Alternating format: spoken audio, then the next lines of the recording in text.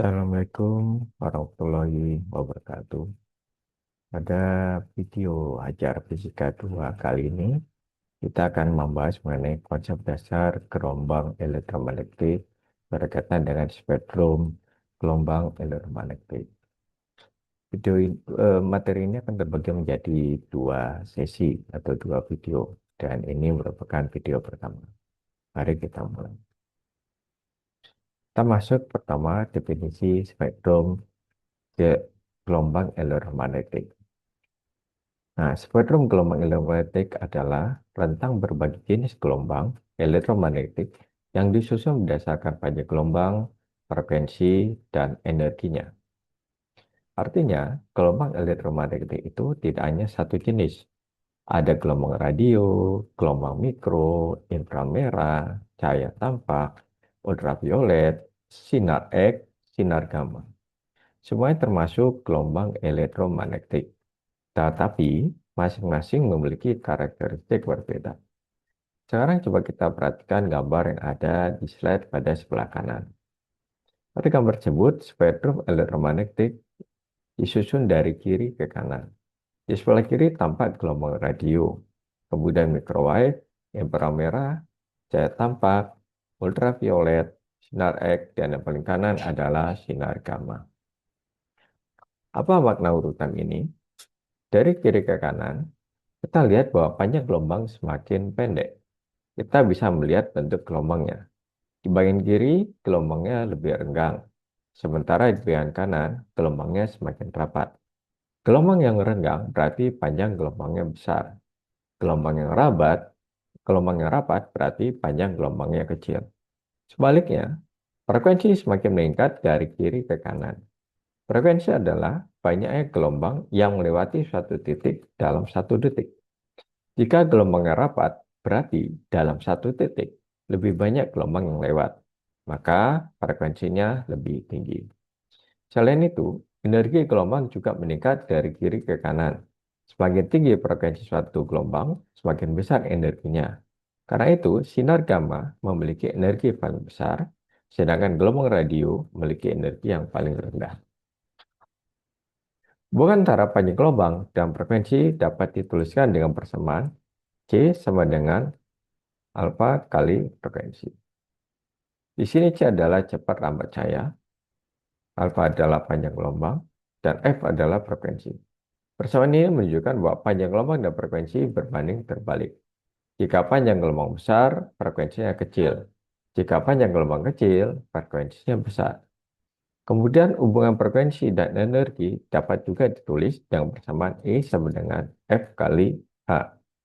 Artinya, energi berbanding lurus dengan frekuensi. Maka semakin besar frekuensi, maka semakin besar energi gelombangnya.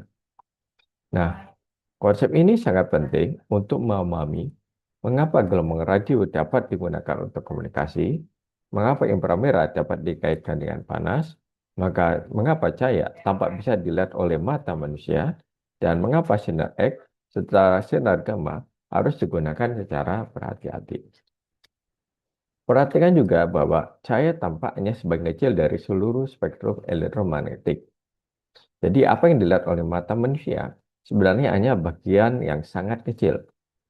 Di luar itu ada banyak gelombang elektromagnetik lain yang tidak terlihat, tetapi sangat bermanfaat dalam kehidupan sehari-hari. Misalnya, kita tidak bisa melihat gelombang radio, tetapi gelombang radio memungkinkan kita mendengarkan siaran radio dan menonton televisi. Kita tidak bisa melihat gelombang mikro, tetapi gelombang ini digunakan pada WiFi dan radar. Kita juga tidak bisa melihat sinar X secara langsung, tetapi sinar X dapat digunakan dalam pemeriksaan medis untuk melihat kondisi tulang. Jadi inti dari slide ini adalah spektrum elektromagnetik adalah susunan berbagai jenis gelombang elektromagnetik. Penyusunannya didasarkan pada panjang gelombang, frekuensi, dan energi. Semakin ke kanan pada spektrum, maka panjang gelombang semakin kecil. Frekuensi semakin besar dan energi semakin tinggi. Gelombang elektromagnetik dapat dibedakan berdasar frekuensinya. Semakin tinggi frekuensi, maka panjang gelombangnya semakin pendek, energinya semakin besar, Daya tembusnya cenderung semakin tinggi, dan potensi bahayanya juga semakin besar jika paparannya tidak dikendalikan. Sebaliknya, semakin rendah frekuensi, maka panjang gelombangnya semakin besar, energinya lebih kecil, dan banyak digunakan untuk komunikasi jarak jauh. Ini kita bisa lihat pada tabel berikut ini nih. Ada sinar gamma, ada tabel jenis gelombang, penjelasan, frekuensi, dan manfaat. Ada sinar gamma, sinar X, sinar ultraviolet, cahaya tampak, sinar inframerah, gelombang mikro, gelombang radar, kemudian gelombang TV dan radio. Sinar gamma. Sinar gamma memiliki frekuensi paling tinggi dan daya tembus yang terbesar. Frekuensinya 10 × 20 hingga 10 × 25 Hz. Manfaatnya biasa digunakan di bidang medis, misalnya untuk radioterapi, kanker, dan sterilisasi alat medis. Kemudian sinar X digunakan dalam bidang medis dan radiografi. Frekuensinya 10 × 16 hingga 10 × 20 Hz. Manfaatnya digunakan dalam bidang medis, terutama untuk memeriksa tulang melalui ronsen. Kemudian sinar ultraviolet itu bersumber utama dari matahari dan memiliki energi yang tinggi. Frekuensinya 10 × 15 hingga 10 × 16 Hz. Kemampuannya adalah membantu pembentukan vitamin D dalam tubuh dan untuk sterilisasi karena dapat membunuh mikroorganisme tertentu. Kemudian jenis gelombang cahaya tampak adalah gelombang yang dapat dideteksi oleh mata manusia. Frekuensinya lebih kurang 10 × 15 Hz. Manfaatnya kita akan bisa melihat warna-warna sehari-hari seperti merah, jingga, kuning, hijau, biru, nila, dan ungu. Kemudian ada sinar inframerah. Sinar inframerah adalah sinar tidak terlihat oleh mata dan membawa energi panas. Frekuensinya 10 × 11 hingga 10 × 14 Hz. Manfaatnya berkaitan dengan digunakan untuk remote control, kamera thermal, sensor suhu, dan alat pendeteksi panas tubuh. Kemudian ada gelombang mikro, digunakan untuk komunikasi dan pemanasan. Frekuensinya 10 × 10 hingga 10 × 11 Hz. Kemampuannya dipakai oleh Open Microwave, Wi-Fi, komunikasi satelit, radar, dan sistem telekomunikasi tertentu. Kemudian ada gelombang radar, digunakan pada sistem radar dan navigasi. Frekuensinya 10 × 9 hingga 10 × 10 Hz. Ini digunakan untuk radar pesawat, navigasi kapal, pemantauan cuaca, dan sistem keamanan. Ada juga gelombang TV dan radio, digunakan untuk transmisi sinyal komunikasi jarak jauh. Frekuensinya 10 × 8 hingga 10 × 9 Hz. Manfaatnya berkaitan dengan siaran radio, siaran televisi, komunikasi radio, dan sistem komunikasi nirkabel. Kita masuk dari gelombang radio dan TV. Oke, baik, setelah kita memahami peta umum spektrum gelombang elektromagnetik, sekarang kita akan mulai membahas salah satu bagian spektrum yang paling sering kita gunakan dalam kehidupan sehari-hari, yaitu gelombang radio dan TV. Pada slide ini, kita dapat melihat gelombang radio dan TV pada spektrum elektromagnetik. Perhatikan gambar di sebelah kiri. Bagian radio dan TV berada pada wilayah frekuensi yang relatif rendah dibandingkan dengan cahaya tampak, ultraviolet, sinar X, dan sinar gamma. Karena frekuensinya relatif rendah, maka energi gelombang juga lebih kecil dibandingkan gelombang elektromagnetik yang berenergi tinggi seperti sinar X dan sinar gamma. Akan tetapi, walaupun energinya lebih kecil, gelombang radio memiliki manfaat yang sangat besar, terutama dalam bidang komunikasi. Gelombang radio digunakan untuk mengirimkan informasi dari satu tempat ke tempat lain tanpa mempergunakan kabel. Informasi tersebut dapat berupa suara, gambar, maupun data. Contohnya pada siaran radio. Ketika penyiar berbicara di studio, suara penyiar diubah menjadi sinyal listrik oleh mikrofon. Sinyal listrik tersebut kemudian dipancarkan melalui antena sebagai gelombang elektromagnetik.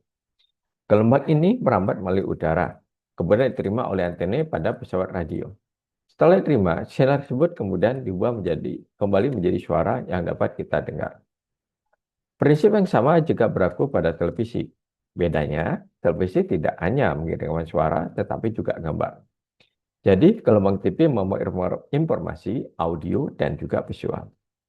Pada bagian kanan atas ini, terdapat beberapa jenis frekuensi radio. Ada low frekuensi, medium frekuensi, high frekuensi, very high frekuensi, atau VIP, ultra high frekuensi, dan super high frekuensi.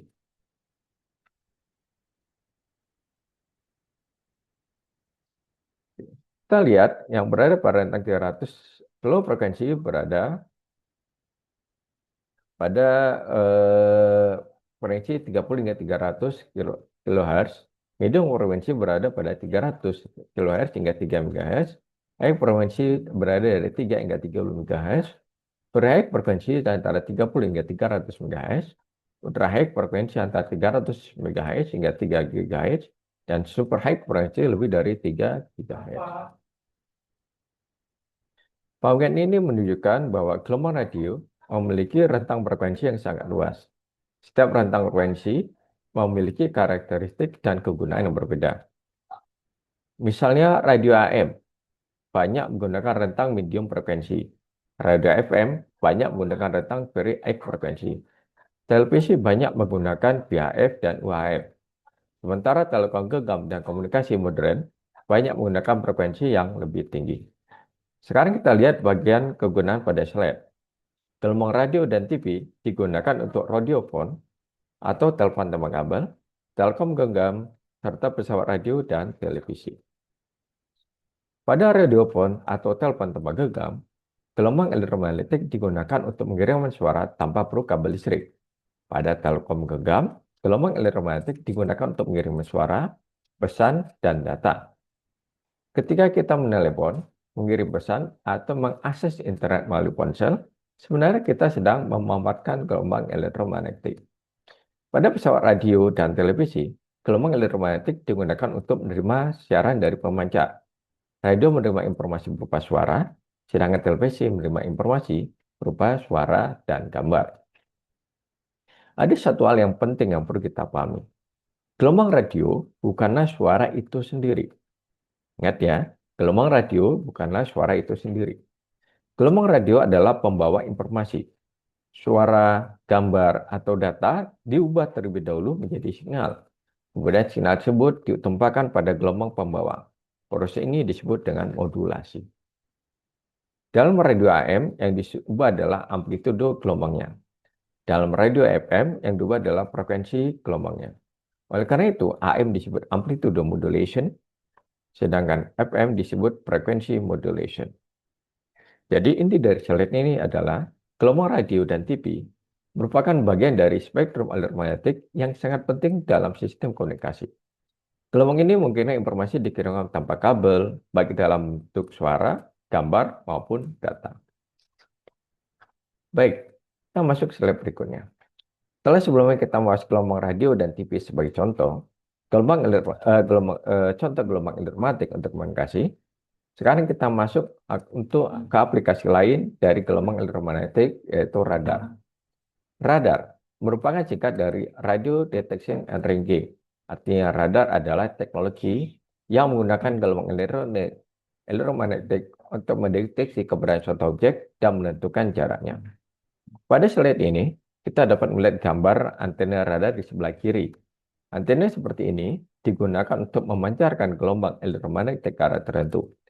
Gelombang tersebut kemudian merambat melalui udara. Jika gelombang tersebut mengenai suatu objek, misalnya kapal, pesawat, kendaraan, atau awan, maka sebagian gelombang akan dipantulkan kembali. Pantulan ini kemudian diterima kembali oleh antena radar. Jadi radar bekerja dengan prinsip yang sederhana. Pancarkan gelombang, tunggu pantulannya, lalu menganalisis pantulan tersebut. Perhatikan juga gambar spektrum elektromagnetik di sebelah kiri. Bagian radar diberi tanda lingkaran. Ini menunjukkan bahwa radar berada pada wilayah gelombang radio frekuensi yang tinggi atau gelombang mikro. Jadi radar sebenarnya bukan jenis gelombang yang sepenuhnya terpisah, melainkan sistem memanfaatkan gelombang elektromagnetik khususnya pada daerah radio atau microwave. Pada kotak penjelasan di sebelah kanan tertulis bahwa radar menggunakan prinsip gelombang untuk menentukan posisi suatu objek. Cara kerjanya adalah menggunakan antena yang berfungsi sebagai pemancar sekaligus penerima sinyal gelombang. Artinya, antena radar tidak hanya mengirimkan gelombang, tetapi juga menerima gelombang yang dipantulkan oleh objek. Baik, coba sekarang kita pahami prinsipnya secara bertahap. Pertama, radar memancarkan gelombang elektromagnetik. Dua, gelombang tersebut bergerak menuju suatu objek. Tiga, ketika gelombang menuju objek, sebagian gelombang dipantulkan kembali. Empat, radar menerima gelombang pantulan tersebut. Lima, sistem radar menghitung waktu yang dibutuhkan gelombang untuk pergi ke objek dan kembali lagi. Dari waktu tempuh tersebut, radar dapat memperkirakan jarak objek. Contoh, misalnya, gelombang radar dapat kembali setelah waktu tertentu. Semakin lama waktu pantulan terima, maka semakin jauh objek tersebut. Sebaliknya, jika pantulan cepat terima, berarti objek lebih dekat, maka ini disebut dengan prinsip dasar radar. Radar banyak digunakan dalam kehidupan modern. Dalam penerbangan, radar digunakan untuk mengetahui posisi pesawat. Dalam pelayaran, radar digunakan untuk mendeteksi kapal lain atau rintangan di laut. Dalam cuaca, radar digunakan untuk melihat gerakan awan hujan. Dalam lalu lintas, radar dapat digunakan untuk mengukur kecepatan kendaraan. Bahkan pada mobil modern, radar digunakan untuk fitur keselamatan, seperti mendeteksi kendaraan depan atau membantu pengereman otomatis. Ini mencegah terjadinya kecelakaan atau minimal meminimalisir terjadinya suatu kecelakaan. Baik, kemudian kita masuk slide berikutnya, tetap dengan radar. Nah, pada slide sebelumnya kita sudah memahami bahwa radar bekerja dengan cara memancarkan gelombang elektromagnetik, kemudian menerima kembali gelombang yang dipancarkan oleh objek. Nah, sekarang pada slide ini kita akan melihat bagaimana radar dapat menghitung jarak objek tersebut. Perhatikan gambar di sebelah kanan atas. Radar memancar gelombang elektromagnetik ke arah sebuah pesawat. Ketika gelombang tersebut mengenai pesawat, sebagian gelombang dipantulkan kembali ke radar. Pantulan inilah yang kemudian diterima oleh antena radar. Alat penting yang diukur oleh radar adalah waktu.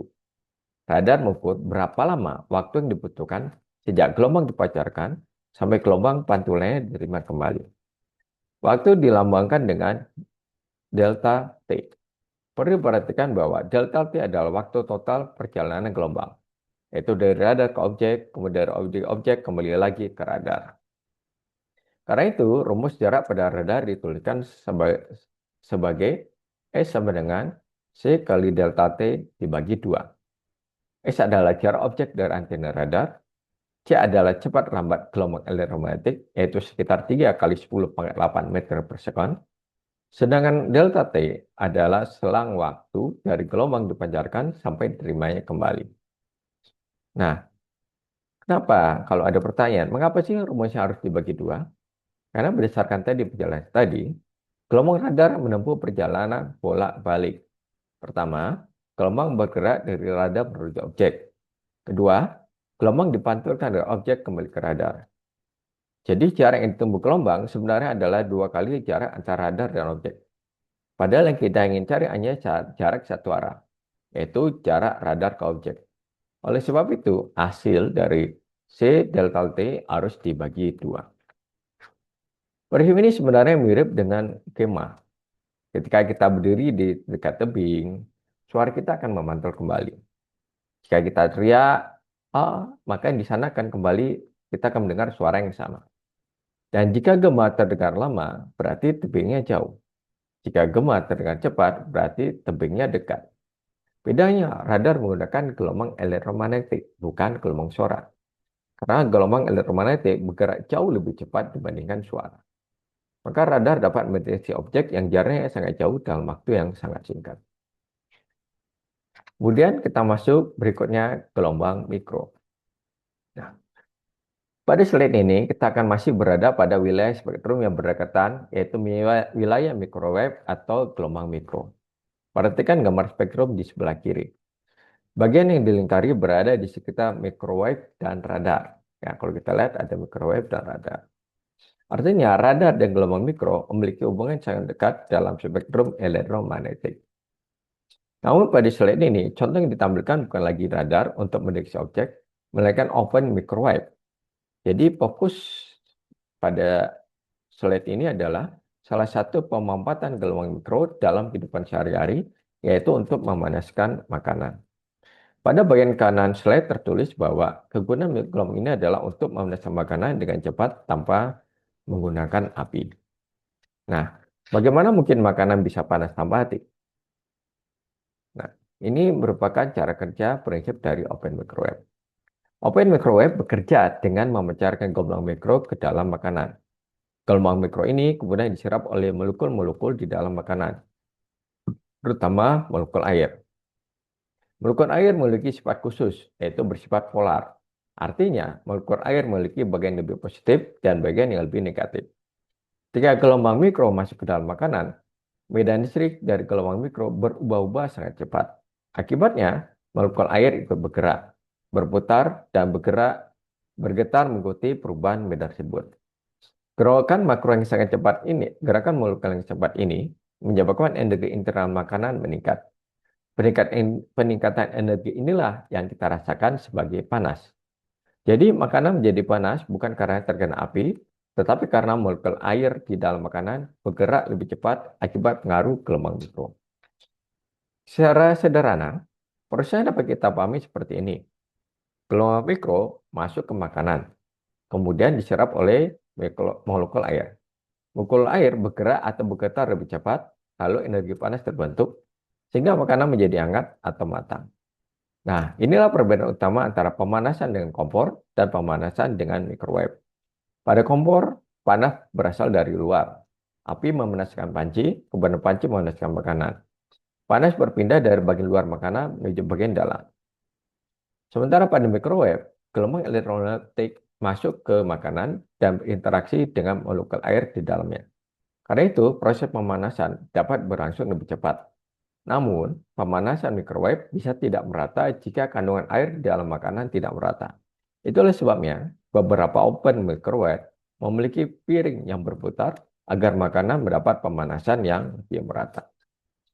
Selain untuk open microwave, gelombang mikro juga digunakan pada sistem teknologi lain. Misalnya apa? Radar, Wi-Fi, komunikasi satelit, dan sistem telekomunikasi modern. Bedanya adalah tujuan penggunanya.